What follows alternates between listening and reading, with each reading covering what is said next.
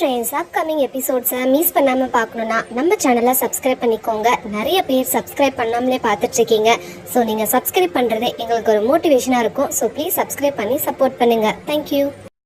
Episode 401. ஏ பாப்பா நில்லடி, நான் சொல்றத கொஞ்சம் காது கொடுத்து கேள என்று கதிர்வேல் அவள் பின்னாடி ஓடி வர திட்டவில்லை, அடிக்கவில்லை, கோபப்படவில்லை. அமைதியாக இருந்தே அவனை ஆட்டி படைத்தாள் வந்தனா. அவளை சமாதானப்படுத்தவே எனர்ஜி தேவைப்பட்டது கதிருக்கு. ஒரு சந்தில் வந்தவளை கைப்பிடித்து இழுத்து சுவரை ஒட்டி நிற்க வைத்தவன், ஏ நான் சொல்றத ஒரு நிமிஷம் கேளு பாப்பா, என்னோட நிலைமை உனக்கு புரியும் என்றான் கதிர். அவன் கெஞ்சுவது வந்தனாவிற்கு பாவமாக இருக்க ஆழ்ந்த மூச்செடுத்தவள், எனக்கு நிச்சயம் ஆயிடுச்சு, என்ன டிஸ்டர்ப் பண்ணாதீங்க சார் என்றாள் யாரோ ஒருவனிடம் பேசுபவள் போல. என்னடி இப்படி பேசுற, நான் உனக்கு காதலிக்கிற வந்தனா, நிச்சயம் முடிஞ்சா என்ன, நான் இருக்கேன் என்பதற்குள் கை நீட்டி தடுத்த வந்தனா, இதுவே தாலி கட்டி இருந்தா இதே வார்த்தை வந்திருக்குமா? அப்ப நான் யாரோ ஒருத்தனுக்கு மனைவின்னு ஒதுங்கிதானே போக நினைச்சிருப்ப. லுக் மிஸ்டர் கதிர்வேல், நம்ம எல்லாத்தையும் இதோட ஸ்டாப் பண்ணிக்கலாம். நான் எப்பவும் யார்கிட்டயும் உதவி கேட்டதே இல்ல. கடவுள் புண்ணியத்துல அந்த நிலைமை எனக்கு வந்ததும் இல்ல. ஆனா என்னோட எதிர்காலத்துக்காக உங்ககிட்ட ஒரு ஹெல்ப் கேட்டேன். நீங்க என்ன காலம் பூரா பாத்துக்க வேண்டாம், நிச்சயத்தை நிறுத்த உதவி மட்டும் செஞ்சிருந்தா போதும். அத கூட நீங்க பண்ணல. அப்புறம் எந்த விதத்துல உங்க மேல நம்பிக்கை வரும்? 1000 இருந்தாலும் நீங்க யாரோ தானே என்றாள் மெல்லிய குரலில். கோபமாக கத்தி பேசி இருந்தால் கூட அவன் பயப்பட போவதில்லை. இப்படி மெதுவாக பேசி அவளை உற்று பார்த்தவன், பாப்பா வட்டி கடைக்கார பொண்டாட்டி மாதிரியா நீ பேசுற? ஏதோ நகை வாங்க வந்தவங்களுக்கு வணக்கம் வைக்கிற சர்வெண்ட் மாதிரி எதுக்கு இவ்வளவு சாஃப்டா பேசுற என்று முணங்கியவன் பட்டென்று அவளை இழுத்து அணைத்துக் கொள்ள அவன் பொண்டாட்டி என்று சொன்னதில் பீதி அடைந்த வந்தனா திருவென்று முழித்தபடி அவன் அணைப்பில் நெளிந்தாள். இங்க பாருடி, இதே அணைப்பு எனக்கு காலம் முழுக்க வேணும். முடியாது, கிடையாது, அது இதுன்னு குறை சொல்லிட்டு திரிஞ்ச இழுத்துட்டு போய் மஞ்ச கயிறை கட்டி என்னோட கூட்டிட்டு போயிடுவேன், ஜாக்கிரதை என்று அவள் தலை கோதி அவனும் மென்மையாக மிரட்ட திருவென்று முழித்த வந்தனா இப்போது இப்படி மிரட்டுகிறானே, திருமணமானால் என்ன செய்வான் என்று தோன்றியது. அதுவாவது பரவாயில்லை, ஏற்கனவே என் கழுத்தில் தாலி இருப்பது தெரிந்தால் என்ன செய்வான் என்ற கவலையில் கலவரத்துடன் நின்றிருக்க, நான் உங்க வீட்டுக்கு தான் வந்துட்டு இருந்தேன். என் அக்காவுக்கு கால அடிபட்டுருச்சு, இப்ப கூட நடக்க முடியாம கஷ்டப்பட்டுக்கிட்டு இருக்கு. அதனாலதான் ஹாஸ்பிட்டல் போக வேண்டிய சூழ்நிலை. ஒரு டாக்டரா என்னோட நிலைமை உனக்கு புரியும்னு நினைக்கிறேன் என்று அவள் கைப்பிடித்து கெஞ்சுவது போல சொல்ல அவன் மேல் உள்ள கோபத்தை சட்டென்று மறந்தவள், இப்ப உங்க அக்கா எப்படி இருக்காங்க என்றாள் உண்மையான அக்கறையோடு. பரவாயில்ல, பாத்ரூம் போக கூட எங்க அம்மாவோட ஹெல்ப் தான் தேவைப்படுது. எங்க அக்கா ரொம்ப கஷ்டப்படுறா என்று அவன் வருத்தமாக சொல்ல அவன் வருத்தத்தை பார்த்து இவளும் கவலைப்பட்டவள், கரெக்ட் டைமுக்கு மெடிசன் எடுத்துக்கிட்டு ரெஸ்ட் எடுக்க சொல்லுங்க, எல்லாம் சரியாயிடும். எனக்கு டைம் ஆச்சு, நான் போறேன் என்று அவள் சொல்ல, ஈவினிங் இதே இடத்துல வெயிட் பண்ண, நான் வரேன் என்றான் கதிர். சரி என்று அவள் வேகமாக தலையாட்ட அதன் பிறகுதான் தலையில் அடித்துக் கொண்டு சங்கடமாக சென்றாள் வந்தனா. கதிர்வேல் சென்றதும் திரும்பி நடந்த வந்தனா அப்படியே அதிர்ந்து நின்றாள். ஒரு பொண்ணுடன் பேசிக்கொண்டு ஒரு துள்ளலாக நடந்து சென்றாள் காவ்யா. அவளின் நடை, முகஜாடை எல்லாம் யாரையோ நினைவுபடுத்த அதை யோசிக்க மறந்து தோற்று போன வந்தனா இது அவள்தானா என்று குழம்பி நின்றவள் ஒருவேளை ஹாஸ்பிட்டல் செக்அப் வந்திருப்பார்களோ என்று நினைத்து அவர்களின் பின்னாடியே சென்றாள். அவள் நடக்கும் தினசை பார்த்தால் எறும்பு கடித்தால் தோன்றும் சிறு வலி கூட அவளுக்கு இல்லை போலும் என்று நன்றாக புரிந்தது. இருந்தும் கதிர்வேல் பொய் சொல்லி இருக்க மாட்டான் என்ற நம்பிக்கையோடு அவளோடு செல்ல ஜெனரல் வார்டில் ஒரு பெண்ணிடம் சண்டையிட ஆரம்பித்திருந்தாள் காவ்யா. என்ன இங்க சத்தம் என்று அவள் குழம்பி பார்க்க, ஹாஸ்பிட்டல் என்று கூட பாராமல் வட்டி பணம் கேட்க வந்து விட்டாள் போலும் காவ்யா. ச்சே, இவங்க குடும்பம் எல்லாம் நல்லா இருக்குமா? இப்படி உடம்பு முடியாத பொண்ணுகிட்ட வந்து வட்டி கேட்டுட்டு இருக்காங்க, கொடுமை என்று தலையில் அடித்துக் கொண்டு புலம்பியபடி ஒருவர் வந்தனாவை கடந்து சென்றார். வந்தனாவிற்கு மனம் ரணமானது. இப்படி மற்றவர்களின் சாபத்திலா வாழ்ந்து கொண்டிருக்கிறார்கள். அதோடு கதிர்வேல் தன்னிடம் பொய் சொல்லியது வேறு கோபத்தை கிளப்ப உதட்டை கடித்து கொண்டவள் அழுதபடி அங்கிருந்து சென்று விட்டாள். இங்கு வாங்கம்மா, கலெக்டர் அம்மா உட்காருங்க என்று எழுந்து சோஃபாவில் இடம் விட்டான் சூர்யா. ஒன்றும் புரியாமல் விழித்த வேதா, நீங்க உட்காருங்கண்ணா என்றாள் தாழ்மையாக. என்னடி இவன் ஓவரா பண்றான் என்று ஷாலினி இனியாவிடம் கேட்க, வேற வேலை இல்ல போல, அதான் அந்நிய வம்புழுக்கிறான் என்றாள் இனியா. வேதா சங்கடமாக அனைவரையும் பார்த்தாள். நேற்று அனைவரும் முறைத்துக் கொண்டு அல்லவா நின்றிருந்தார்கள், இப்போதென்ன எல்லோரும் சிரித்த முகமாக இருக்கிறார்கள் என்று குழம்பியபடி மேலே பார்க்க அப்போதுதான் கீழிறங்கி வந்தான் விக்ரம். இவன் இன்னும் உயிரோடதான் இருக்கானா என்று சூர்யா வேதாவின் காதுபடவே புலம்ப, அண்ணா என்று திரும்பி அவனை முறைத்தாள் வேதா. ஐயோ, என்ன டெரரா முகத்தை வச்சிருக்கா என்று முழிப்பு திங்கிய சூர்யா சும்மா காமெடி என்று இழித்து வைத்தான். ரொம்ப பயந்து போயிட்டியா சூர்யா என்று வருண் அவன் நிலை அறிந்து கேட்க, டேய் சும்மா இருடா, பொட்டுன்னு போட்டுற போறா. ஆனா விக்ரமுக்கு கூட நான் இவ்ளோ பயந்ததில்ல என்று நினைத்து சூர்யா திருதிருவென்று முழிக்க வருண் வாயை மூடிக்கொண்டு சிரித்தான். இனியாவிற்கும் ஷாலினிக்கும் கூட அவன் பேசுவது காதில் விழ வழுப்பலாக சிரித்துக் கொண்டனர். என்ன அங்க கக்கபுக்கன்னு சிரிப்பு? உன் அண்ணன் வந்ததால தைரியமா உனக்கு என்று சூர்யா முறைக்க, என்னடி இவன் திடீர்னு முறைக்கிறான் சிரிக்கிறான், எப்படிடி இவனை சமாளிக்கிற என்று ஷாலினி பாவமாக தன் தங்கையை பார்க்க, என்ன பண்றது, எல்லாம் என் தலை விதி.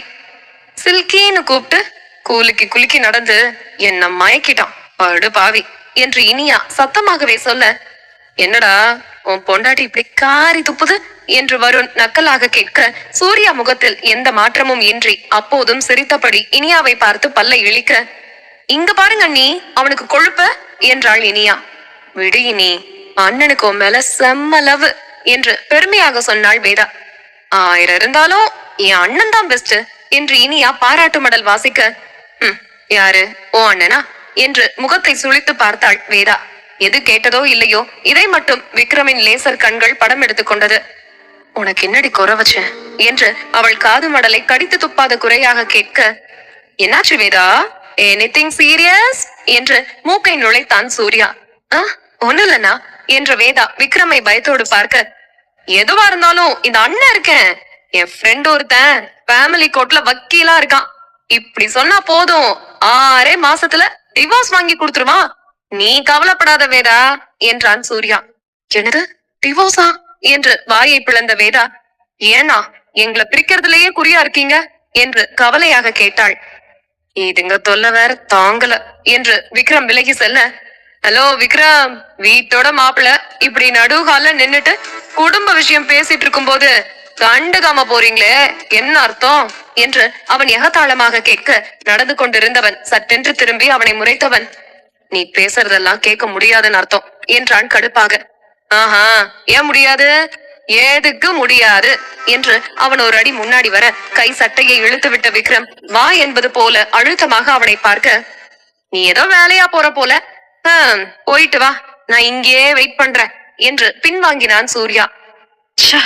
இவனை என்னத்த சொல்லி திட்டுறதுன்னு எனக்கு சுத்தமா புரியல என்று விக்ரம் சலித்துக் கொள்ள, என்னடா திட்டுவ, திட்டித்தான் பாரு என்று அவன் எகிற அவர்களுக்கு இடையில் நடந்து சென்ற ஆதி கூலாக சென்று சோஃபாவில் அமர்ந்து, நிஷா ஒரு காஃபி என்று குரல் கொடுத்தான். டிவியை ஆன் செய்து பார்க்க அனைவரும் திருவென்று முழித்தனர்.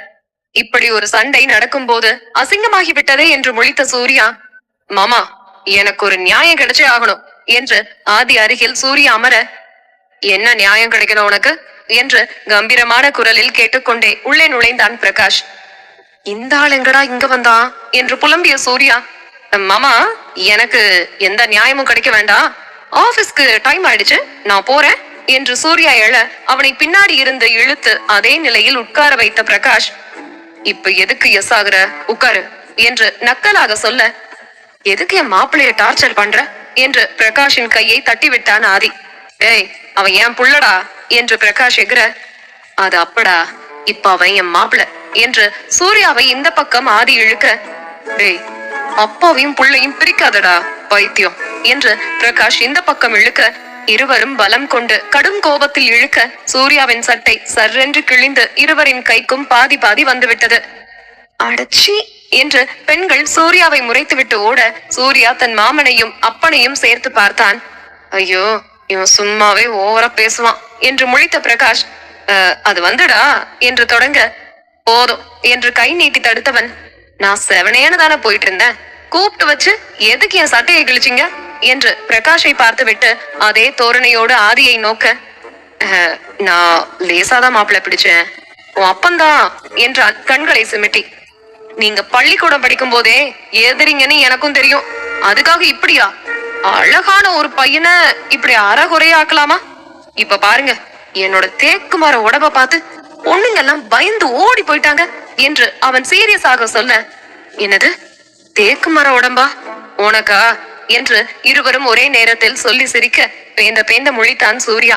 இந்த இருவரையும் கூட மன்னித்தாலும் மன்னிப்பானே தவிர நிஷாவை மன்னிக்க வாய்ப்பே இல்லை இந்த கலவரத்திலும் காஃபியை ஆற்றி ஊற்றி தன் அண்ணனுக்கு கொடுத்து அவள் உபசரித்துக் கொண்டிருக்க, நல்ல குடும்பம்டா நீங்க என்று ஸ்லோ மோஷனில் சொல்லிவிட்டு எழுந்து நடந்தான். அறையிலிருந்து எட்டி பார்த்த வேதா அங்கு விக்ரம் இல்லாததை பார்த்து விழித்தாள். இங்கு சூர்யாவின் அலப்பறையில் அவன் எப்போதோ சென்று விட்டிருக்க, சொல்லாம கொள்ளாம எங்க போனாரு என்று யோசித்தவள் அவள் அலுவலகத்திற்கு கிளம்பி சென்றாள். நேற்று ஆதியும் நிஷாவும் வந்ததுமே தேவிகா வேதாவை பற்றியும் அந்த வீடியோவை பற்றியும் சொல்லி புகார் மனு வாசித்துவிட, அவள் அந்த அமைச்சர் விஷயத்தை முன்பே ஆதியிடமும் செல்வாவிடமும் ஏற்கனவே சொல்லி வைத்திருந்தாள். இப்போது குடும்பத்தை சமாளிக்க உதவிகரமாக அது இருந்தது. அன்று விக்ரம் ஊரில் இருந்திருந்தால் அவனிடம்தான் சொல்லி இருப்பாள். அவன் இல்லாத பட்சத்தில் தன் மாமனாரிடமும் தந்தையிடமும் தெரிவித்து விட்டாள். அவர்களும் அவளை பாராட்டினார்கள். பல குழந்தைகள் பெண்களின் வாழ்க்கை காத்ததோடு மட்டும் நில்லாமல் ஒரு அரக்கனை அழித்தும் இருக்கிறாள். அதோடு பல பேர் பாதுகாப்பாக வாழ வழியும் செய்திருக்கிறாள் என்று நினைக்கும் போது இரு குடும்ப தலைவர்களுக்கும் மற்றற்ற மகிழ்ச்சி. இப்போது வீடியோவே வெளிவந்த பிறகு மறைக்க முடியாது என்பதை உணர்ந்த ஆதி எல்லோரிடமும் வேதா எதற்காக அதை செய்தாள் என்றும் அந்த பணத்தை என்ன செய்தாள் என்றும் முழுவதுமாக கூறி அவள் மேல் உண்டான வீண் பழியை நீக்கிவிட்டான். எந்த காரணமும் தெரியாத போதிலும் கூட விக்ரம் அவளுக்கு சப்போர்ட் செய்ய முன்வர, வேண்டாம் நானே பேசுகிறேன், நீ வேதாவை சமாளிச்சுக்கோ என்று ஆதி சொல்லிவிட, அதனால்தான் அவன் வேதாவை அழைத்து கொண்டு நேற்று சென்றதும் சிறிது நேரத்திலேயே வீட்டிற்கு வந்த ஆதியும் நிஷாவும் வீட்டில் உள்ள அனைவரையும் கூப்பிட்டு அந்த வீடியோவை விலக்கிவிட்டனர். அதனை கேட்ட பிறகு நல்ல வேளை வேதாவிடம் எதுவும் தவறாக கேட்டுவிடவில்லை என்று நிம்மதி பெருமூச்சு விட்டனர் அனைவரும். எபிசோட் 402. தலைகீழாக தொங்குவிட்டு ஒருவனை அடி வெளுத்துக் கொண்டிருந்தான் விக்ரம். இரத்த கிளறியாக தரையை வெறித்தபடி அமர்ந்திருந்தான் சர்வேஸ்வரன். எவ்வளவு தைரியம் இருந்திருந்தா உண்ட வீட்டுக்கு ரெண்டகம் பண்ணிருப்ப. மாறி கொடுக்கிற அவங்களையே அழிக்க நினைச்சிருக்க. நீ எல்லாம் வாழவே தகுதி இல்லாத ஜென்மம் என்று சுத்தி வந்து அவனை அடித்த விக்ரம் அடித்தே சக்கையாக பீண்டு விட்டதும் தான் கடைசியாக தரையில் விசிறி அடித்தான். மேலே தொங்கவிடப்பட்டிருந்தவனுக்கு அரைகுறை உயிர்தான் மிச்சம் இருந்தது. விக்ரம் அடிக்க ஆரம்பித்ததும் தான் சர்வேஸ்வரன் அடிப்பதை நிறுத்திவிட்டு கவலையோடு அமர்ந்தான். அவனை பார்த்த விக்ரம், நான் பாத்துக்கிறேன், நீங்க போங்க என்றான். மாட்டேன் என்று அவன் மறுப்பாக தலையசைக்க, ஏற்கனவே கோபத்தில் இருந்தவன் இப்போதே இவன் பித்து பிடித்தவன் போல இருக்கவும் அதே தீட்சண்ய விழிகளோடு அடி வாங்கியவனை பார்த்த விக்ரம், யாருடா இதை செய்ய சொன்னது என்று எட்டி உதைக்க, சுகுணா என்று பல்லை கடித்தபடி சொன்னது அடி வாங்கியவன் இல்லை, சர்வேஸ்வரன் தான். அவதான் ஜெயில் என்று ஆரம்பித்தவன் அப்படியே நிறுத்திவிட்டான். வெள்ளை சோற்றை வாரி இறைத்தால் 1000 காக்கா வந்து பற்றி கொண்டு சென்றுவிடும். அதுபோல காகித பணத்தை காட்டினால் இங்கு எல்லாமுமே நடக்குமே. அப்போது சுகுணாவிற்காக வேலை செய்ய கூட வெளியே ஆள் இருக்கிறது என்பதை ஒரு நிமிடத்தில் புரிந்து கொண்ட விக்ரம் சர்வேஸ்வரனை வற்புறுத்தி அனுப்பிவிட்டு வருணை வரவழைத்தவன் அடி வாங்கியவனை ஹாஸ்பிட்டலுக்கு கொண்டு சென்று சிறந்த சிகிச்சை அளிக்க சொன்னான். இவன் வாக்குமூலம் கொடுத்தால் சுகுணாவின் தண்டனை இன்னும் அதிகமாகும். அதனால் விரைவாக அவளின் சுயரூபத்தை தெரிந்து கொள்ளலாம், அவள் இதுவரை செய்த செயல்களையும் கண்டறியலாம் என்று நினைத்த விக்ரம் அதை செயல்படுத்த தொடங்கினான். ஷாலினி ஹாஸ்பிட்டலுக்கு வந்து நேற்று செக்அப் செய்ததுமே சாராவிற்கு தெரிந்து விட்டது. அவள் உட்கொண்ட உணவில் தான் ஏதோ கலந்திருக்கிறார்கள் என்று. அவளை பலவீனமாக இருக்க அவளிடம் இதை சொல்லக்கூடாது என்று நினைத்த சாரா அவளை அனுப்பிவிட்டு நாளைக்கு வருமாறு கூறியவள் இரவு வேதாவிற்கு அழைத்து, வேதா, உன்னோட கசின் ஷாலினி ஹாஸ்பிட்டல் வந்திருந்தா என்றாள். இரவு விக்ரமின் கை அணைப்பில் இருந்த வேதா தூங்கிக் கொண்டிருக்க அதை அட்டன் செய்த விக்ரம், வேதா தூங்கிட்டு இருக்கா, என் தங்கச்சிக்கு என்ன பிரச்சனை என்று விக்ரம் தான் கேட்டான் பதற்றமாக. சொல்லலாமா வேண்டாமா என்று அவள் யோசிக்க, நீங்க என்கிட்ட தாராளமா சொல்லலாம், நான் அவகிட்ட சொல்ல மாட்டேன் என்றான் உறுதியாக. ஓகே சார், ஏற்கனவே ஷாலு டிப்ரெஸ்டா இருக்காங்க, அவங்க கிட்ட சொல்லக்கூடாதுன்னு தான் வேதாவுக்கு கால் பண்ணேன். ஷாலினிக்கு பேபி ஃபார்ம் ஆகாம இருக்க ரெகுலரா ஏதோ கொடுக்கப்படுது, அதை யார் கொடுக்கறாங்க என்ன ஏதுன்னு கொஞ்சம் பாருங்க. அவங்களோட ஃபுட் மூலமா தான் ஏதோ கலந்துருக்காங்க. கடந்த 3 மாசமாவே அவங்க உடம்பு வீக்காக இதுதான் காரணம் என்று சாரா வருத்தமாக சொல்ல, பட்டென்று வேதாவை கீழே சரித்து கிடத்தியவன் திடுக்கிட்டு எழுந்தே விட்டான். நம்மளை சுத்தி என்னதான் நடக்குது என்று அவனுக்கு மண்டையை வெடிப்பது போல இருந்தது. ஓகே டாக்டர், நாளைக்கு அவ வந்தாலும் இத பத்தி நீங்க எதுவும் சொல்லிக்காதீங்க என்று விக்ரம் போனை வைத்துவிட்டு உடனே சர்வேஸ்வரனை அழைத்து தகவலை சொன்னான். உங்க கூடவே உங்க வீட்டிலேயே யாரோ இப்படி செய்யறாங்க. ஷாலினிக்கு எக்காரணத்தை கொண்டு இது தெரிய வேண்டாம், நீங்களே கண்டுபிடிங்க. நான் காலையில வரேன் என்று வைத்துவிட அதிலிருந்து தூக்கம் எட்டாக்கனியாகி போனது சர்வேஷுக்கு. தன் மனைவி உண்ணும் உணவிலேயே இப்படி விஷத்தை கலக்கும் அளவு இந்த வீட்டில் யார் இருக்கிறார்கள்? அதனால்தான் மாதம் மாதம் மிகவும் வேதனைப்படுகிறாளா? என்னுடைய உயிர் அணுக்களை கொன்று வெளியேற்றும் மருந்து அவளுக்கு அளிக்கப்படுகிறது.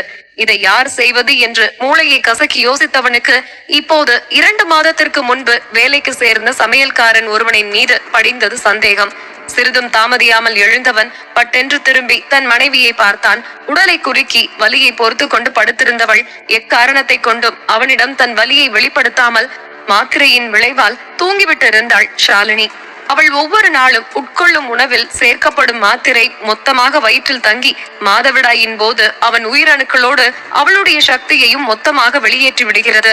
தன் வீட்டிலேயே இருந்து கொண்டு தன்னிடம் சம்பளம் வாங்கி கொண்டு ஷாலினியின் கருவறை வரை தொட்டிருக்கும் அவனை கொலைவெறியோடு தேடிச் சென்றான் சர்வேஷ். அப்படி இருந்தும் அவன் வேலைக்கு சேர்ந்து 2 மாதம் தானே ஆகிறது. அப்போது முதல் மாதம் எப்படி என்ற யோசனையும் சர்வேஷுக்கு வரத்தான் செய்தது. ஆனால் அவனை தவிர வேறு யார் மீதும் சந்தேகம் வரவில்லை. மின்னல் வேகத்தில் சென்றவன் அவனது வீட்டு கதவை எட்டி உதைக்க போக உள்ளே இருந்து கொண்டு அவர்கள் பேசுவது நன்றாக கேட்டது. யோ, அந்த ஷாலினி அம்மா தங்கமானவங்க. நம்ம பொண்ணு படிக்க ஃபீஸ் கட்டுற செலவை அவங்களே ஏத்துக்கிறேன்னு சொல்லிட்டாங்க என்று அந்த சமையல்காரனின் மனைவி மகிழ்ச்சியாக சொல்ல, அப்படியா என்று அவன் சாதாரணமாக கேட்க, ஒருவேளை இவனா இருக்காதோ என்று சர்வேஷ் திரும்பி செல்ல போக, அந்த அம்மாதான் நம்ம பொண்ணுக்கு சாப்பாடு கொடுத்து விட்டுச்சு என்று அவனது மனைவி சொன்னதும், என்னது அந்த அம்மா கொடுத்துச்சா? அதை எதுக்கு நீ வாங்குற என்று அவன் பெண் குழந்தை சாப்பிட்டு கொண்டிருந்த தட்டை எக்கி பிடுங்கினான் சமையல்காரன். அதோடு இல்லாமல் குழந்தையை குலுக்கி சாப்பிட்டதையெல்லாம் கக்க வைத்தான். எதுக்கையா இப்படி செய்யற என்று அவள் மனைவி பதற்றமாக கேட்க, அதுல மருந்து கலந்திருக்கேன்டே, நம்ம பொண்ணு சாப்பிட்டு ஏதாவது ஆயிடுச்சுன்னா என்று அவன் வாய் தவறி உண்மையை உளறிவிட, அட பாவி மனுஷா, எதுக்கடா இப்படி பண்ணுன என்று அவன் மனைவி அவனை அடிக்க, அதுவரை கடும் கோபத்தில் கையை முறுக்கிக் கொண்டு நின்றிருந்த சர்வேஸ்வரன் ஒரே உதையில் கதவை உடைத்து 2ஆக்கியவன் அவன் சட்டையை பிடித்து தரவென்று இழுத்து வந்து தரையில் போட்டு அடி வெளுத்து விட்டான். தன் கணவன் செய்தது மிகப்பெரிய தவறு, பாவம் என்று தெரிந்தும் கூட அந்த பெண் ஓடி வந்து அடிக்க விடாமல் தடுக்க பார்க்க அவளை பொருட்படுத்தாத சர்வேஷ் சமையல்காரனை இழுத்து ஜீப்பில் போட்டுக்கொண்டு அங்கிருந்து வந்து விட்டான். அவனது பாழடைந்த குடோனில் அடைத்து 4 உதை பலமாக அடித்ததுமே உண்மையை கக்கிவிட்டான். எனக்கு முன்னாடியே சுகுணாமா இதை கொடுத்துட்டு இருந்தாங்க. அவங்கள போலீஸ் பிடிச்சிட்டு போனதும் எனக்கு பணம் கொடுத்து இந்த மாத்திரையையும் கொடுத்து உங்க பொண்டாட்டிக்கு கலந்து கொடுக்க சொன்னது யாருன்னு எனக்கு தெரியாது. நான் உங்க வீட்டுக்கு வேலைக்கு சேர்ந்ததும் என் பொண்ண ஸ்கூல்ல சேர்க்க போனேன். அப்போ முகமூடி போட்டுட்டு வந்த ஒருத்தர் தான் சுகுணாவை பத்தின தகவலையும் இந்த மருந்து அவங்க கொடுக்க சொன்னதா சொல்லி என்கிட்ட கொடுத்தாங்க. நானும் பணத்துக்கு ஆசைப்பட்டு வாங்கிட்டு வந்துட்டேன். என் பொண்ண ஸ்கூல்ல கூட சேர்க்கல. என் பொண்டாடிக்கு கூட இந்த விஷயம் தெரியாது. கொஞ்ச நாள் ஆனதும் ஊரை விட்டே போயிடலான்னு இருந்தேன். ஆனா இப்படி மாட்டிக்கிட்டேன். என்னை விட்டுருங்க சார் என்று அவன் காலில் விழுந்து கெஞ்ச அவன் கையை தரையில் போட்டு மிதித்த சர்வேஷ், எப்பெல்லாம் கொடுத்த என்றான் இறுகிய குரலில். இப்போதே கொன்றுவிடும் அளவு வெறி இருந்தாலும் முழுதாக தெரிந்து கொள்ள நினைத்தான். எனக்கு அதை கொடுத்தவங்க யாருன்னு தெரியாது சார். அவங்க என் பொண்ணையும் பாத்துட்டாங்க. நான் கொடுக்காம விட்டா என் குழந்தை ஏதாவது செஞ்சிருவாங்களோன்னு பயந்துதான் சார் தர ஆரம்பிச்சேன். ஒரு நாள் விட்டு ஒரு நாள் தினமும் கலந்துருவேன். நீங்க சாப்பிட்டதும் தான் அவங்க சாப்பிடுவாங்க. அதனால அது எனக்கு வசதியா போயிருச்சு. நீங்க சாப்பிட்ட தட்டுல அவங்க சாப்பிடுறதுனால அந்த மாத்திரைய தூளா இடிச்சு அதுல கலந்துருவேன் என்று திக்கி திணறி சொல்ல, சர்வேஸ்வரன் மொத்த பலத்தையும் ஒன்று திரட்டி அடித்த ஒரே அடியில் வாயும் உடைந்து விட்டது. அவனது பற்களும் தெரித்து விட்டது. சுய நினைவை இழந்து விழுந்தவன் தான். காலையில் விக்ரம் வந்ததும் தான் தலை தூக்கி பார்த்தான். மீண்டும் அவன் ஒரு ரவுண்டு கட்டினான். இவனுக்கே எப்படி என்றால் அதை கொடுக்க சொன்னவனுக்கு என்ன கதியோ. அவன் கொடுத்த வாக்குமூலத்தை பல முறை ஓடவிட்டு பார்த்தான் விக்ரம். முதலில் வேதாவின் மூலம் தனக்கு போதை வஸ்து கொடுத்து இருவருக்கும் பிரிவினை உண்டு செய்ய நினைத்திருக்கிறார்கள். இரண்டாவது, ஷாலினியின் வாழ்வில் குறுக்கிட்டிருக்கிறார்கள். சுகுணாதான் அதற்கு முக்கிய காரணம் என்றால் அவளின் திட்டத்தை நிறைவேற்ற இங்கு யார் இருக்கிறார்கள்? யாரெல்லாம் சந்தோஷமாக இருக்கிறார்களோ அவர்களின் சந்தோஷத்தை கெடுக்கவே திட்டம் நடைபெற்றுக் கொண்டிருக்கிறது. எங்கள் மகிழ்ச்சி கெடுவதில் அப்படி என்ன திருப்தி அவர்களுக்கு? அதோடு சுகுணா ஏன் எங்களை பகைக்க வேண்டும் என்று புருவமிடுங்க யோசித்தவனுக்கு அன்று ஆதியும் செல்வாவும் சொன்னது நினைவில் வந்து போனது. சுகுமாரின் சித்தி மகள் தான் சுகுணா. அவளுக்கு ரிஷியை மாப்பிள்ளை கேட்டிருந்தனர். ரிஷி யமுனாவை விரும்பியதால் அவன் திடீரென்று திருமணம் செய்து இந்த பிரச்சனையிலிருந்து மீண்டு கொண்டான். அதோடு ரிஷி படிப்பதற்காக மும்பை சென்று விட்டான். யமுனாவும் அவளது வீட்டில் தான் இருந்தாள். ரிஷி படிப்பு முடித்து வந்ததும் தான் இங்கு வந்தாள். அந்த இடைப்பட்ட காலத்தில் சுகுணா எங்கு சென்றாள்? யாரிடம் கேட்டால் இதற்கு விடை தெரியும்? அவள் சிறு வயதில் ஜெயிலில் இருந்திருக்கிறாள். சுகுமார் மாமா குடும்பத்தை தவிர வேறு யாரையும் அவளுக்கு தெரியாது என்று அப்பா சொன்னார். அப்புறம் எப்படி என்று மூளையை கசக்கினான். யோசி விக்ரம், யோசி என்று மூளைக்கு கட்டளை இட்டுக் கொண்டிருந்தது அவனது மனம். தாமதிக்கும் ஒவ்வொரு நொடியும் ஏதாவது சதி திட்டம் நடந்து கொண்டே இருக்கிறது. இதை எப்படி முறியடிப்பது என்று மனம் கேட்க, என்னால முடியாததா என்று கர்வமாக மூளை சிரிக்க, சி வாய மூடு, உன் பொண்டாட்டிக்கும் உனக்கும் சண்டையே வந்துருச்சு, அப்புறம் என்ன? அந்த அளவு பக்காவா திட்டம் தீட்டி வீட்டுக்குள்ளேயே புகுந்திருக்கான். அவ என்ன சொல்லி இருந்தாலும் நீ நம்பி இருக்க கூடாது விக்ரம். லண்டனுக்கு போகாம இங்கேயே இருந்து அது யாருன்னு கண்டுபிடிச்சிருக்கணும். வேதா கிட்ட கோச்சிட்டு போனல்ல, அதான் எனக்கு இது வேணும், இன்னமும் வேணும் என்று மனதார புலம்பிக் கொண்டிருக்க அவன் முகத்திற்கு மிக அருகில் வந்து அவனின் முரட்டு உதட்டில் காதை கொடுத்து ஒட்டு கேட்டாள் அவனின் மனையாள். அவளின் வாசம் கப்பென்று மூக்கில் ஏற திடுக்கிட்டு கண்ணை திறந்தான் விக்ரம். ஏய் என்னடி பண்ற என்று பல்லை கடிக்க பட்டென்று அவன் மேலிருந்து புரண்டு படுத்தவள், சும்மா கேட்டுட்டு இருந்தேன் மாமா என்று அவள் வடிவேலு போல சொல்ல, அதுக்குன்னு இவ்வளவு கிட்டையா வருவ என்று அவள் பக்கம் திரும்பி படுத்தான். ஏன் வந்தா என்ன என்று அவள் புருவம் உயர்த்த, என்ன இவ ஒரு மார்க்கமா தெரியுறா? காலையில தானே திட்டி அனுப்புன, எவ்வளவு திட்டினாலும் உண்மையான காதலை கொட்டி என் உயிரை எடுக்கிறா. இப்ப இவளை என்னத்த சொல்லி அனுப்புறது என்று யோசித்தவன், நீ என்ன இவ்வளவு சீக்கிரம் வந்துட்ட என்று அவன் கேட்க, நீங்க வீட்டுல இருக்கிறதா தகவல் வந்துச்சு, அதான் வந்துட்டேன் என்றாள் வெட்க புன்னகையோடு. குப்பென்று சிவந்த ஆப்பிள் கண்ணங்களை பார்த்ததும் தானாக எச்சில் ஊறியது அவனுக்கு. விக்ரம் டைவர்ட் ஆகாத என்று தனக்குள்ளேயே சொல்லிக் கொண்டவன், யாருமா உனக்கு இன்ஃபார்ம் பண்ணது என்று கேட்டான் நக்கலாக. அவள்தான் உஷார் பார்ட்டி ஆயிற்றே. கம் போட்டது போல வாயை மூடிக்கொள்ள, சொல்றே ராசாத்தி என்று அவள் கண்ணம் கிள்ளி முத்தம் வைத்தவன் அவள் இதழை வருட அந்த ஒரு முத்தத்தில் டோட்டல் அவுட் ஆன வேதா, கவிதா கதா சொன்னாங்க என்றாள். எந்த கவிதா என்றான் அவன். சமையல் செய்யறவங்க. நீங்க எப்ப வீட்டுக்கு வந்தாலும் எனக்கு தகவல் சொல்ல சொல்லி இருந்தேன்.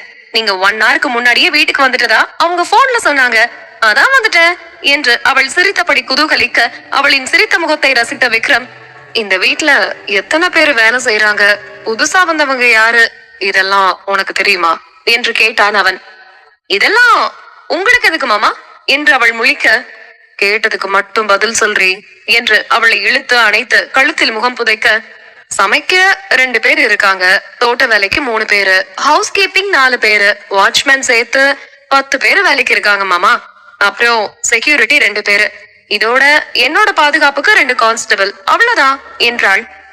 எல்லாரையும் தோட்டத்துக்கு வர சொல்லு, நான் ஃப்ரெஷ் ஆயிட்டு வரேன், நீ போ என்றான். எதுக்கு என்று கேட்காமல் அவளும் கீழே வந்தவள் ஒரு பணியாளரிடம் சொல்லி மொத்த பேரையும் தோட்டத்தில் காத்திருக்க சொன்னாள். 5 நிமிடத்திலேயே அறையிலிருந்து வந்த விக்ரம் அவர்களின் முன்பு நின்று அனைவரையும் ஆராய்ச்சி பார்வை பார்த்தான்.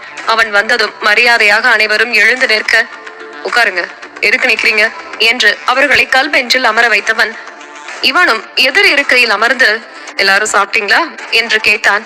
சாப்பிட்டாச்சு சார் என்று அனைவரும் கோரசாக தலையாட்ட, இப்பயும் ஏதாவது சாப்பிடுங்க, வேதா இவங்களுக்கு ஜூஸ் எடுத்துட்டு வா என்று அவன் மனைவியின் புறம் திரும்ப, ஐயோ வேண்டாம் சார் என்று பதற்றத்தோடு பயம் கலந்து உடனே வந்தது பதில்.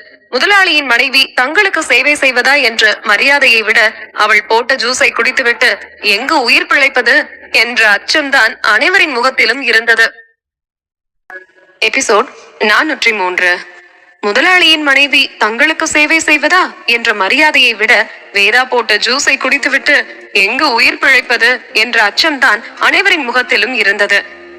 அந்த அளவு எல்லாரையும் நீ பயமுறுத்தி வச்சிருக்கடி என்று வேதாவை ஒரு பார்வை பார்க்க, எதுக்கு இத்தனை பேர் முன்னாடி என்ன சைட் அடிக்கிற மாமா என்று அவள் நெளிய, வேதா ரூம்க்கு போய் என் மொபைல் எடுத்துட்டு வா என்று அவளை அனுப்பியவன் பணியாளர்களிடம் திரும்பினான்.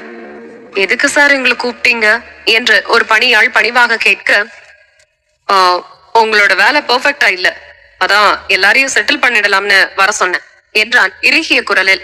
கூட்டத்தில் சலசலப்பு ஏற்பட, சார் நாங்க ரொம்ப வருஷமா இங்க வேலை செய்யறோம், நாங்க எந்த தப்பும் பண்ணலையே சார் என்றாள் கவிதா. என் ஒய்ஃப்க்கு சமைக்க தெரியாதுன்னு உங்களுக்கு நல்லா தெரியும், அப்புறம் எதுக்கு அவளை சமைக்க விட்டீங்க என்று அவன் கேட்க, அவங்களுக்கு சமைக்க தெரியும் சார் என்றான் செக்யூரிட்டி. என்ன காமெடியா, இப்பதான் பயந்து அலர்னீங்க என்று அவன் முறைக்க, சார் அவங்க அன்னைக்கு சமைச்சத நிஷா மேடம் டேஸ்ட் பண்ணி பார்த்துட்டு நம்ம மாலுக்கு அனுப்பி வச்சாங்க, அது சேல்ஸ் ஆச்சு சார், நிறைய பேர் விரும்பி வாங்கி சாப்பிட்டாங்க, அதுக்கே 20,000 லாபம் வந்துச்சு. நான் தான் எடுத்துட்டு போய் அது காலி ஆகுற வரைக்கும் இருந்தேன், அது நம்ம ஊர் சாப்பாடு இல்ல சார் ஏதோ என்று யோசித்த செக்யூரிட்டி, ஸ்பானிஷ் ஃபுட்னு அங்க இருக்கிற ஷெஃப் சொன்னாரு என்று செக்யூரிட்டி தெளிவாக சொல்ல, இது வேறையா, இன்னும் எத்தனை விஷயத்தை தான் அவன் மறப்பா என்று மனதில் கருவி கொண்டவன், சரி அதை விடுங்க, இனிமே புது ஆள் யாரையும் அனுமதி இல்லாம உள்ள விடக்கூடாது, சமைக்கிற சாப்பாடு நல்ல தரமானதா இருக்கணும், அதுல எந்த ப்ராப்ளம் வந்தாலும் சமைக்கிறவங்க தான் பொறுப்பு, யாரு என்ன கேக்குறாங்களோ அவங்களுக்கு அந்த உணவை கொடுத்துட்டு தான் மறு வேலை பார்க்கணும், யார்கிட்டயும் கொடுத்து அனுப்புற வேலையே இருக்கக்கூடாது, கவனமா இருங்க என்று கட்டளையாக கணீர் குரலில் மொழிந்தவன், இப்ப நீங்க போலாம் என்று அனைவரையும் அனுப்பி வைத்துவிட்டு செக்யூரிட்டியோடு செக்யூரிட்டி அறைக்கு சென்றான். அவன் லண்டன் செல்வதற்கு முந்தைய நாள் வீடியோவை ஓடவிட்டு அவனை பார்த்தான். வெளியே வாசலில் இருக்கும் கேமரா அது. அந்த மாலை வேளையில் வேலை முடிந்து ஆதியும் நிஷாவும் முதலில் வந்துவிட அடுத்ததாக அஸ்வின் வந்து உள்ளே சென்றிருக்கிறான். அவனுக்கு அடுத்து வேதாவும் விக்ரமும் ஒன்றாக வீட்டினுள் வந்திருக்கிறார்கள். அதன் பிறகு ஒரு 10 நிமிடம் கழித்துத்தான் வந்தனா வந்திருக்கிறாள். அரை மணி நேரம் கழித்து தான் சூர்யா வந்திருக்கிறான். சூர்யா வந்து அந்த ஃபைலை கொடுத்துவிட்டு என்னோடு பேசிக் கொண்டிருந்தான். அந்த இடைப்பட்ட நேரம் என்று அவன் மீண்டும் மீண்டும் அதை ஓடவிட்டு பார்க்க ஜூஸ் பாட்டிலோடு உள்ளே வந்திருந்த அஸ்வின் போகும்போது வெறும் கையோடு போயிருக்கிறான். சூர்யாவிற்கும் விக்ரமிற்கும் நடந்த அந்த அரை மணி நேர உரையாடலில் அஸ்வின் மட்டும் தான் வீட்டிலிருந்து வெளியே சென்றிருக்கிறான். அஸ்வின் அஸ்வின் அஸ்வின் என்று அவன் பெயரை 2-3 முறை உச்சரித்தது விக்ரமின் உதடுகள். வேதாவ ஆக்சிடென்ட் செய்ய வந்த லாரி யாரோடது என்று விக்ரம் கேட்க, அது கதிர்வேலா இருக்கும் என்று அஸ்வின் அன்று சொன்ன அலட்சியமான பதில் அதுதான் முதலில் நடந்த சம்பவம். இன்று வரை அந்த லாரி ஓட்டுநரையோ இல்லை யார் அவளை இடிக்க பார்த்தது என்ற தகவலையும் இன்று வரை அவன் கண்டுபிடித்து சொல்லவில்லை. அவன் வீட்டில் தங்குவதில்லை, ஹோட்டலில் தான் தங்குகிறான் என்று சுகுமார் வருத்தமாக சொன்னது விக்ரமின் மனக்கண்ணில் பிம்பம் போல ஓடியது. அடுத்தது என்ன? கதிர்வேல் வேதாவை கடத்தி சென்று கட்டி வைத்திருந்தான். ஒரு போலீஸாக இல்லை என்றாலும் ஒரு அண்ணனாக அவன் ஏன் அவளை காப்பாற்றவில்லை? அப்படி என்ன விரோதம்? இந்த மக்கு வேதாவும் பாதுகாப்பு சரியில்லை என்று கம்ப்ளைண்ட் செய்யாமல் இருக்கிறாள். அவனை வேலையை விட்டு தூக்காமல் இருக்கிறாள். அண்ணன் என்ற பாசம் போலும். அந்த பாசம் ஏன் இவள் மீது அவனுக்கு இல்லை என்பதுதான் விக்ரமின் கேள்வி. கண்ணை மூடி யோசித்துக் கொண்டிருந்தவனின் தோள்பட்டையை சுரண்டினாள் வேதா. உங்க போன் என்று அவள் கொடுக்க போனை பார்த்தவன் யாரெல்லாம் வாட்ஸ்அப் குரூப்ல இருக்காங்க என்று சட்டென்று போனை பிடுங்கி பார்க்க ஆரம்பித்தான். பெரியவர்களை தவிர மீதி அனைவரும் இருந்தார்கள். இதில் ட்விஸ்ட் என்னவென்றால் அந்த வீடியோ அனுப்பிய எண் இதில் ஒன்று கூட இல்லை.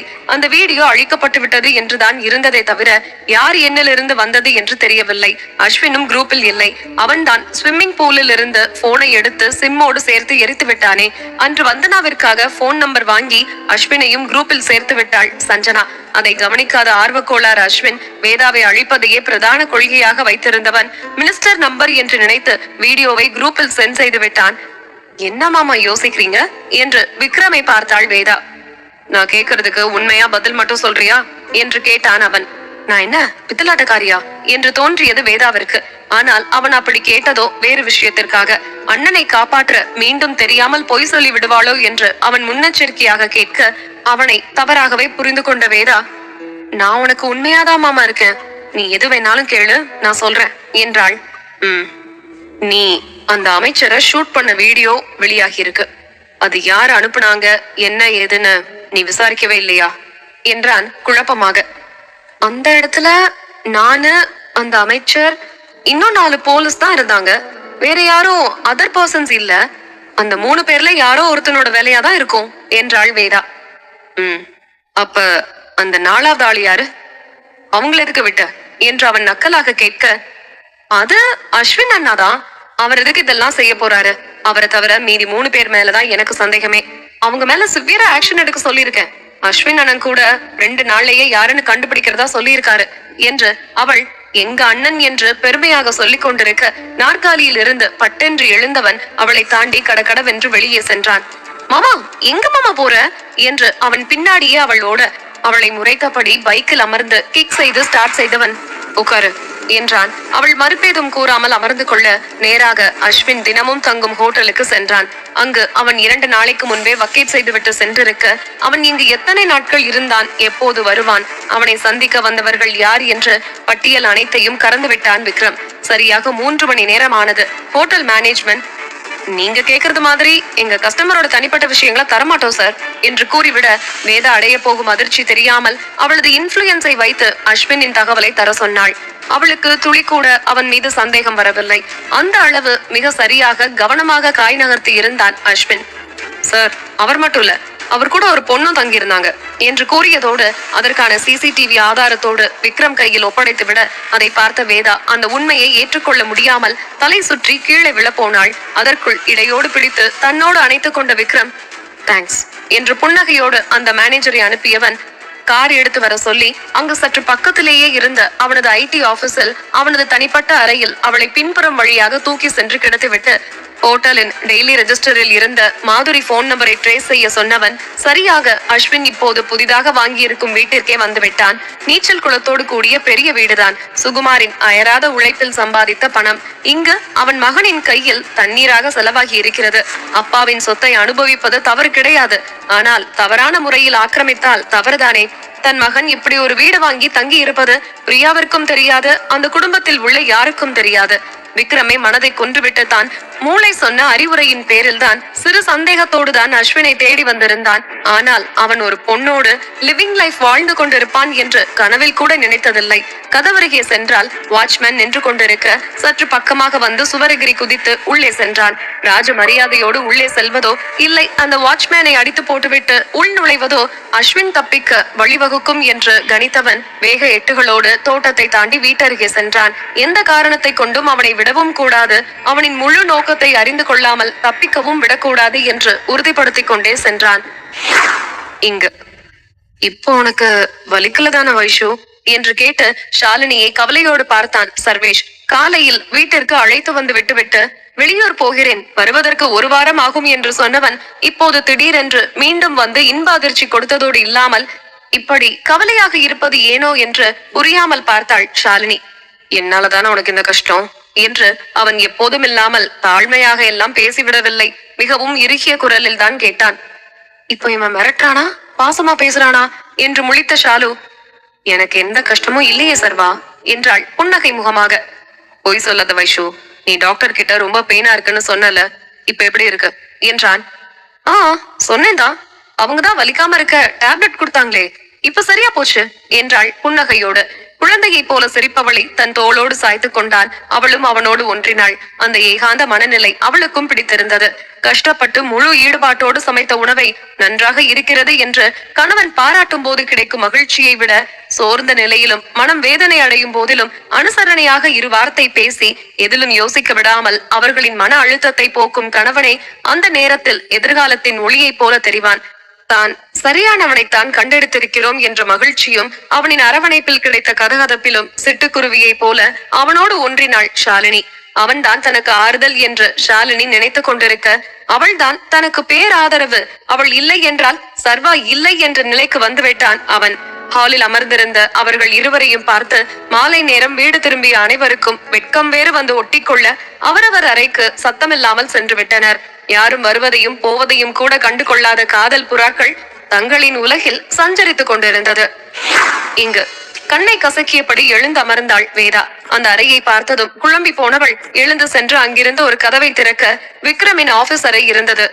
ஓ, அப்ப இது பர்சனல் ரூம் போல என்று நினைத்தவள், மாமா எங்க போனாரு என்ற எண்ணத்தோடு சிறிது நேரத்திற்கு முன்பு அஸ்வினின் மற்றொரு முகத்தை யோசித்து பார்த்தவள் வேதனை அடைந்தாள். காதலிப்பதோ இல்லை லிவிங் ரிலேஷன்ஷிப்பில் இருப்பது கூட தவறில்லை, அது அவரவர் தனிப்பட்ட விஷயம். ஆனால் இதை வீட்டில் சொல்லிவிட வேண்டும் அல்லவா?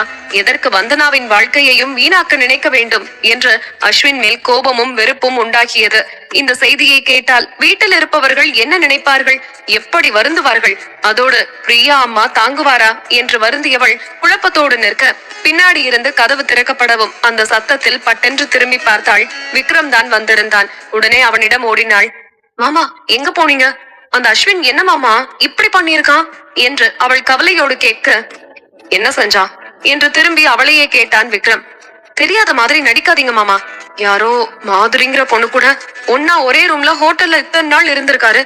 அத கேட்டதுல இருந்து எனக்கு எவ்வளவு கஷ்டமா இருக்கு தெரியுமா? நல்ல வேளை வந்தனாவுக்கும் அவருக்கும் கல்யாணம் ஆகல. நான் வீட்டுக்கு போனதும் இந்த உண்மைய சொல்லி கல்யாணத்தை நிறுத்திடுறேன் என்று அவள் உறுதியாக சொல்ல, ஏய் லூசானி என்று அவன் கேட்க அவனை திரும்பி பார்த்து முறைத்தாள் வேதா. இப்ப எதுக்கடி என்ன முறைக்கிற? பொண்ணு கூட தங்குறது அவனோட தனிப்பட்ட விஷயம். ஒருவேளை அந்த பொண்ணு போர் அடிச்சிருக்கலாம், வந்தனாவ உண்மையா காதலிச்சிருக்கலாம். அதனால இப்ப கல்யாணம் பண்ண நினைச்சிருப்பான். சோ இந்த விஷயத்தை இப்படியே விட்டுரு என்று மிக சுலபமாக கூறிய தன் கணவனை புருவம் உயர்த்தி பார்த்தாள் வேதா. என்னது, நீங்க சொல்றது உங்களுக்கே நியாயமா இருக்கா மாமா? இன்னொரு பொண்ணு கூட பிசிக்கலா இருக்காங்க. நடுவுல ஒரு பொண்ணு வந்தது எப்படி மாற முடியும்? அது பொண்டாட்டியா கூட இருக்கட்டும், எப்படி அவங்களால இன்னொருத்திய தொட்டுட்டு பொண்டாட்டிய தொட முடியும் என்றாள் வேதனையாக. வேதா, நீ கவலைப்படுற அளவு இதுல ஒண்ணுமே இல்ல. இப்போ அண்ணன் செய்யற விஷயம் ஜஸ்ட் லஸ்ட். கல்யாணம் ஆனதும் பொண்டாட்டி கூட தானே வாழ்ந்தாகணும். அதனால பொண்டாட்டி மேலதான் லவ்னு சொல்லுவான். இப்பெல்லாம் கதைகள்ல கூட இப்படிதான் வருது. நம்ம கூட அதைத்தானே விரும்பி படிக்கிறோம். நானே அப்படி ஒரு படம் எடுத்திருக்கேனே. அது நம்ம கூட இருக்கிறவங்களுக்கு நடந்தா என்ன தப்பு? மாற்றம் ஒன்றே மாறாதது. நீ வா, வீட்டுக்கு போலாம். ஆனா யார்கிட்டயும் சொல்லிக்காத என்று சொல்லிவிட்டு அவள் கைப்பிடித்து இழுத்தான்.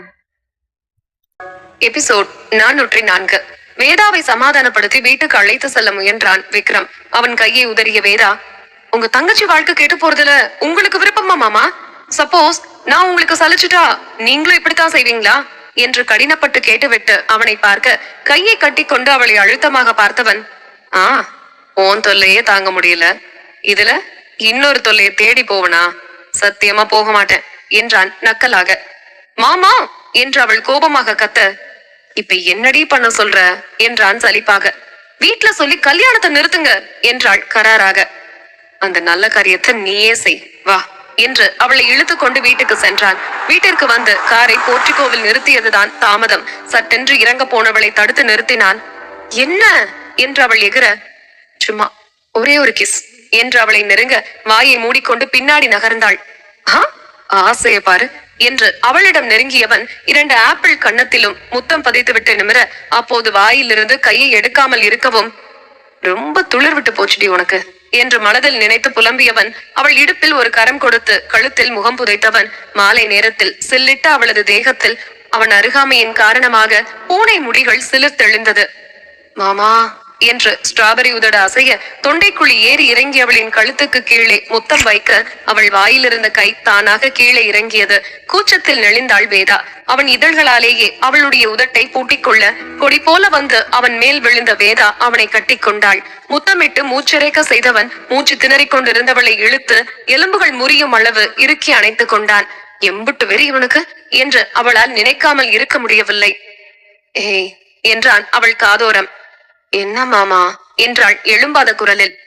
கார்லயே ஒரே ஒரு தடவை என்று அவன் இழுக்க, என்ன மாமா விளையாடுறீங்களா என்று அவனிடமிருந்து உடனே விலகியவள் தன் உடையை சரி செய்தபடி முறைக்க, விளையாடதான் விட மாட்டேங்கிறியே. நான் சொன்னது கார்ல இன்னொரு ரவுண்டு போயிட்டு வரலாமான்னு கேட்டேன்.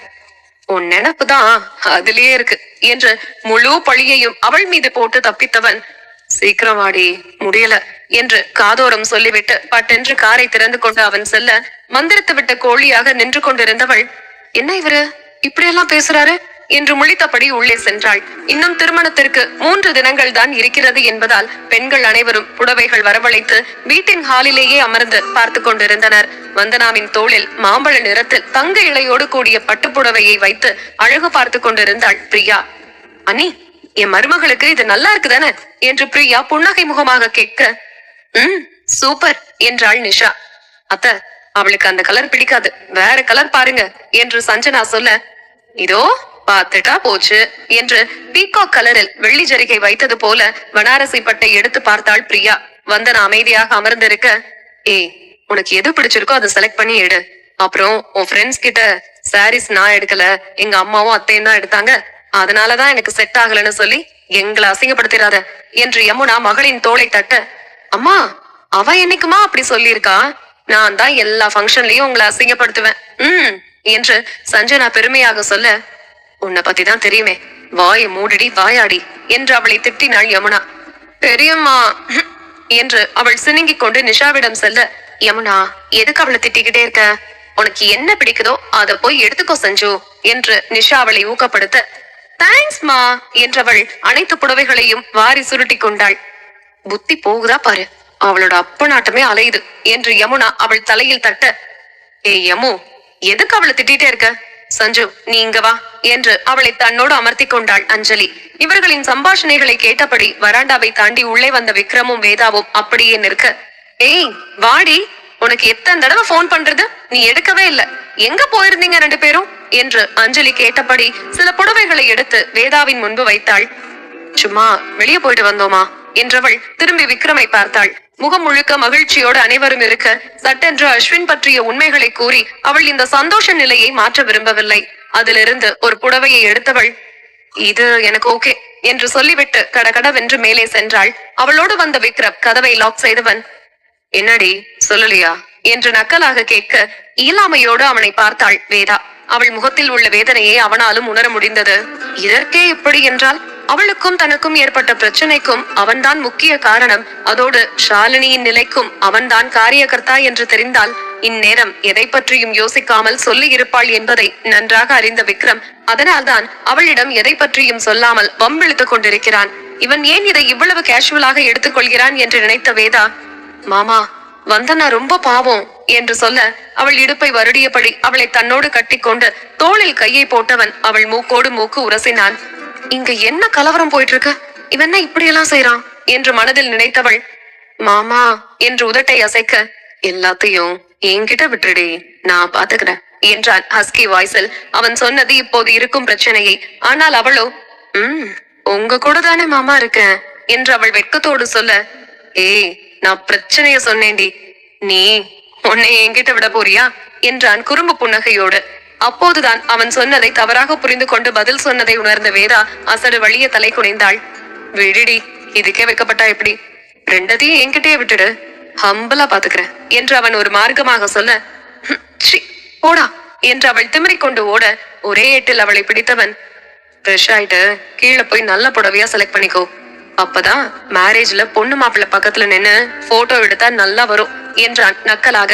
அவனை முறைத்து பார்த்த வேதா, நடக்காத கல்யாணத்துக்கு எதுக்கு நாதஸ்வரம் என்றாள் கடுப்பாக.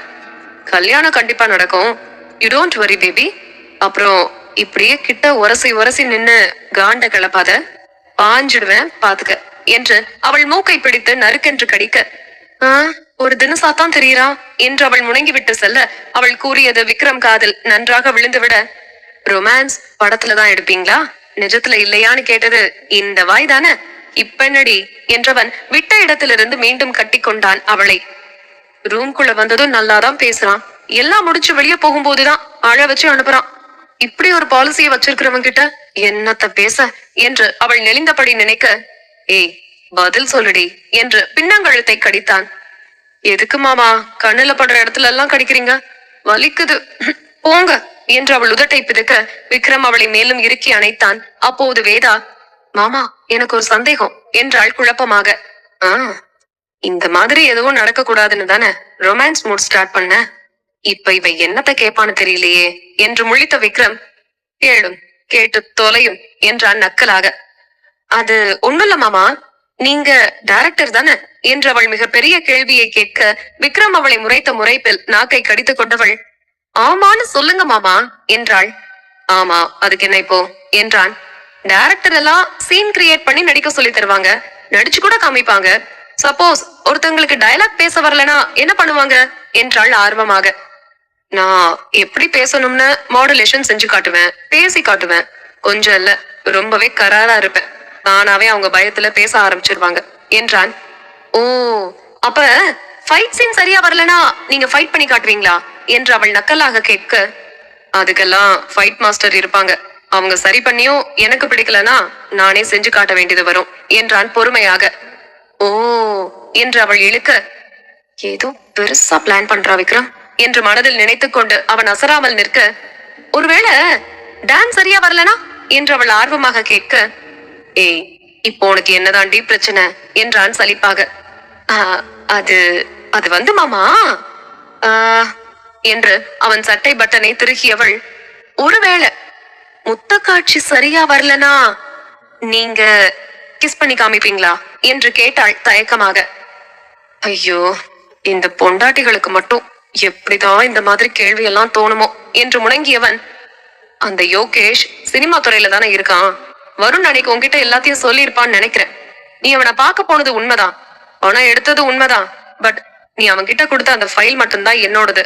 அது உள்ள இருந்த டாக்குமெண்ட் வேற. நீ அவனை ஹக் பண்ணல, அவன் உனக்கு கிஸ் பண்ணல, பட் இந்த 2 சீனும் அதுல இருந்தது தானே, அதுதான் மார்பிங்.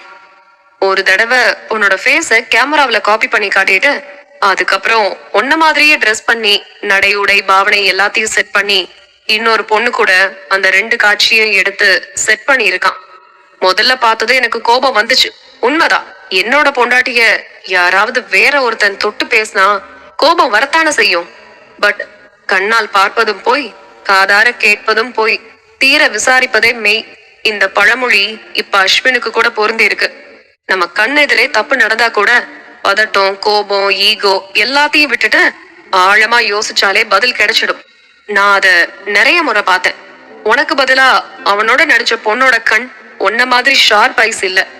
அதோட என் பொண்டாட்டி என்னதான் உயிர் ஃப்ரெண்டா இருந்தா கூட மத்த ஆம்பளைய ஹக் பண்ண மாட்டான்னு எனக்கு தெரியும். இதே மாதிரிதான் கிஸ் பண்ணும்போது அது ரியலா இருக்கிற மாதிரி சில மெத்தட் இருக்கு. அதோட லிப்லாக் சீன் இதுவரை நான் என் படத்துல வச்சதில்ல. ஃபியூச்சர்ல அப்படி வச்சாலும் ஹீரோக்கு கிஸ் பண்ண தெரியலனா கூட நான் போய் பண்ண மாட்டேன், போதுமா என்று கண்கள் சிமிட்டி அழகாக விக்ரம் சொல்ல இமைக்க மறந்து பார்த்து கொண்டிருந்தாள் அவனின் மனைவி. வருண் காட்டிய வீடியோவில் பல விஷயங்கள் முரண்பாடாக இருந்தது அவளுக்கே தெரியும். அவள் யோகேஷ் ஆபீஸிற்கு சென்றது உண்மைதான். வேதா, இன்னைக்கு எனக்கு பிறந்த நாள். எனக்குன்னு யாரும் இல்ல. என்னோட பிறந்த நாள் அன்னைக்கு நான் ஒரு நல்லது செய்ய விரும்புறேன். நீ கட்டிட்டு இருக்கிற பெண்கள் காப்பகத்துக்கு டொனேஷன் தரேன் என்றான். இல்ல, தேவையான பணம் எல்லாம் என்கிட்டே இருக்குது யோகேஷ், வேண்டாம் அதெல்லாம் என்று அவள் எவ்வளவோ மறுத்தும் கூட, நான் ஆதரவில்லாத பெண்களுக்கு உதவி செய்யறத எதுக்கு தடுக்கிற, இங்க வந்து பணத்தை வாங்கிட்டு போ என்று வைத்துவிட அவனிடம் சென்று பரஸ்பர விசாரிப்புக்கு பிறகு அவன் டொனேஷனாக கொடுக்க போகும் பணத்திற்கு சம்பந்தப்பட்ட டாக்குமெண்டில் கையெழுத்தை போட சொன்னவள் பணத்தை பெற்றுக்கொண்டு சென்று விட்டாள்.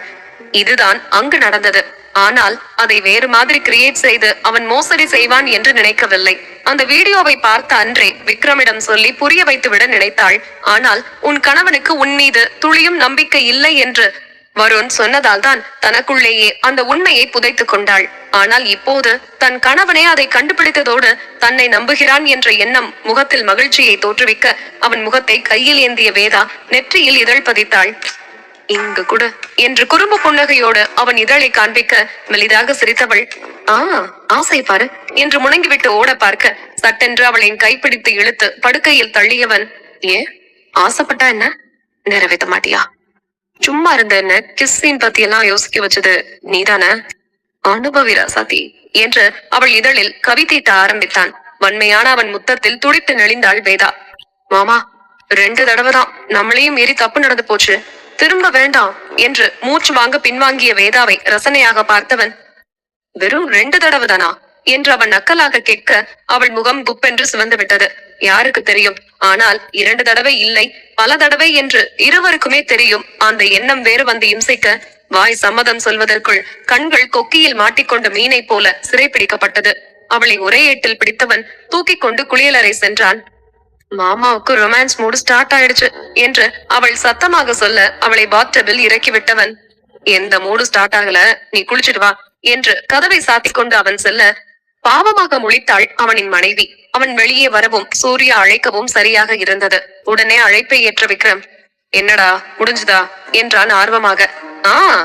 இப்பதான்டா பாத்ரூம் போன, எல்லாம் சிறப்பா முடிஞ்சது என்று சூர்யா நக்கலாக சொல்ல நர நரவென்று பல்லை கடித்த விக்ரம், உன் கூட எல்லாம் சேர்ந்து வேலை செய்யணும்னு என் தலையெழுத்து என்றான் எரிச்சலாக. டேய், நெத்தில தானே காடு விதிய பத்தி எழுதி வச்சிருப்பாரு. உனக்கு எழுதும் போது கடவுளுக்கு காய்ச்சல் போல, அதான் கை ஸ்லிப் ஆகி மண்டையில எழுதிட்டாரா என்று அவன் அசராமல் சொல்ல, டேய் கையில மாட்டுன செத்தடா மவன என்று தலையை அழுந்த கோதியபடி சூர்யாவை மனதில் வறுத்து எடுத்தான் விக்ரம். எபிசோட் 405. தனியாக வந்து சூர்யாவிற்கு போன் செய்தவன் அவன் போடும் மொக்கை ஜோக்கை கேட்டு கடுப்பான விக்ரம், நான் சொன்னதை செஞ்சியாடா லூசு என்று விக்ரம் எரிந்து விழ, எல்லாம் பெர்ஃபெக்ட்டா முடிஞ்சது. 2 வேலுவுக்கும் வந்தனாவுக்கும் தான் கல்யாணம், ஓகேவா என்று சூர்யா மகிழ்ச்சியோடு சொல்ல, இந்த ஒரு விஷயத்தில் மட்டும் அந்த கேடி சூர்யாவை நம்பிய விக்ரம் சந்தோஷத்தை பெரிதாக வெளிக்காட்டிக் கொள்ளாமல், சரி சரி என்று வேண்டா வெறுப்பாக சொன்னான். ஓகே, அப்ப நான் உனக்கு எவ்வளவு பெரிய ஹெல்ப் பண்ணிருக்கேன். என்ன மச்சானு கூப்பிட, நான் போனை வைக்கிறேன் என்று கெத்தாக கேட்க, வாயில நல்லா வருது, மூடிட்டு போனை வச்சிடு, இல்ல மான பங்கமாயிடும் என்றான் கடுப்பாக. இனியா, உன் அண்ணனை பாத்தியா என்கிட்ட எப்படி பேசுறான்னு என்று சூர்யா சொல்ல, என்ன என்று கேட்டபடி இனியா அவன் அருகில் வந்தாள். மாமா, நீங்க சொன்னதை உங்க தங்கச்சி கிட்ட சொல்லவா என்று அவன் நக்கலாக சிரித்தபடி கேட்க, எல்லாம் என் நேரம், இன்னைக்கு யார் முகத்துல முழிச்சேனோ தெரியல என்று புலம்பிய விக்ரம், ஜுச்சா போன வைக்கவா என்றான் சிரித்தபடி. நான் உங்களை மச்சான்னு சொல்ல சொன்னேன் என்றான் சூர்யா. டேய், உனக்கு இந்த பேரு தான் கரெக்டா இருக்கு, மூடிட்டு போன வைடா என்று அவன் கட் செய்து விட போனை வெறித்து பார்த்தான் சூர்யா. ரொம்ப ஓவரா போறடா, இரு உனக்கு இருக்கு என்று புலம்பியபடி நிமிர, என்ன இருக்கு என்று கையை கட்டிக்கொண்டு அவனை பார்த்தாள் இனியா.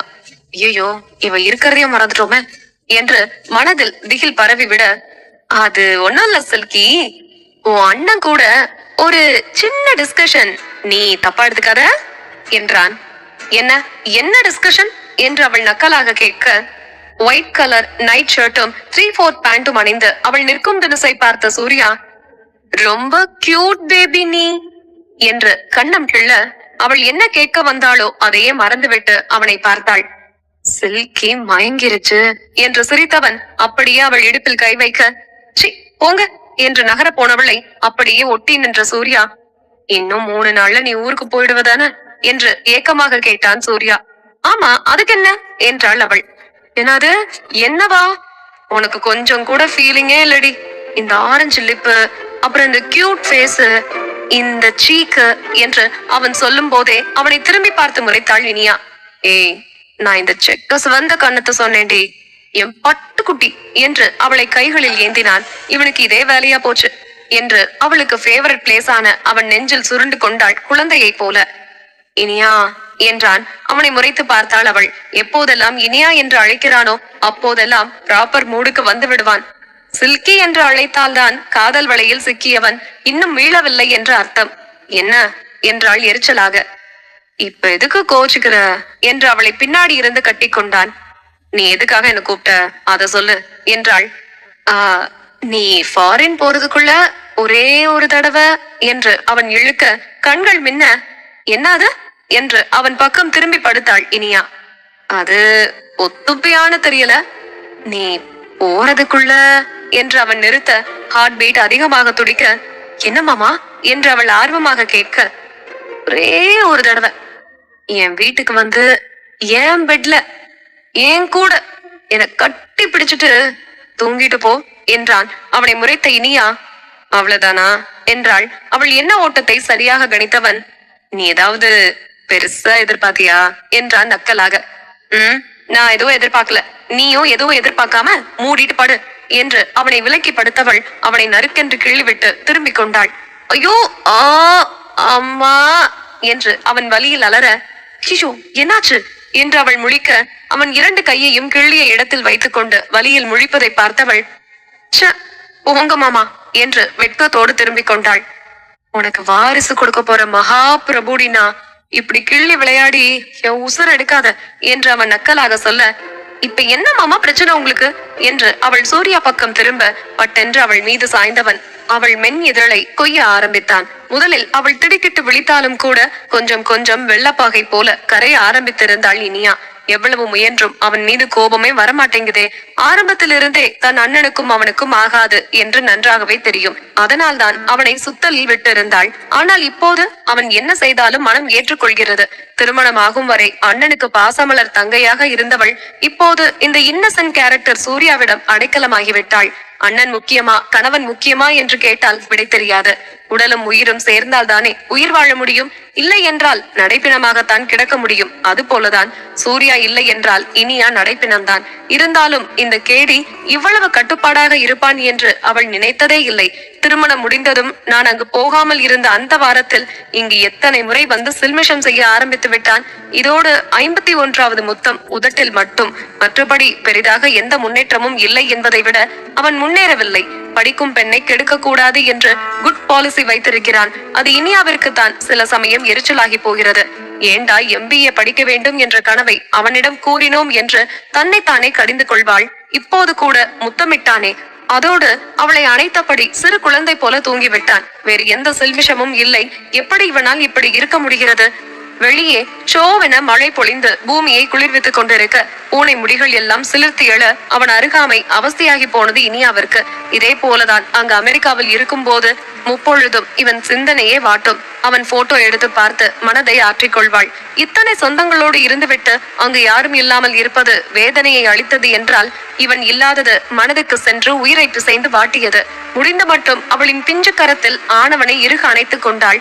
அவளின் அசைவை அவன் மனம் உணர்ந்ததோ என்னவோ.